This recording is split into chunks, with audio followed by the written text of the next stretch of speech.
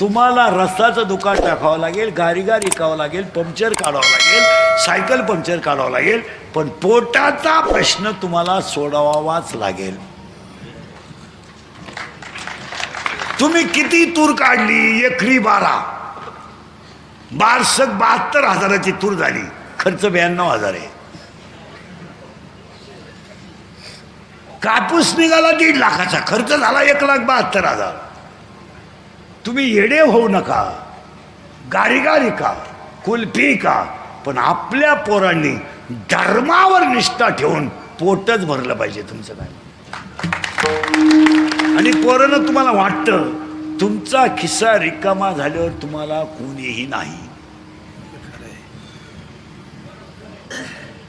तुम्ही कशालाही कुठे करता.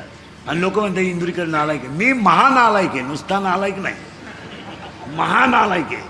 पण आपल्या पोरांना आम्ही बोललंच पाहिजे तुमचं काय.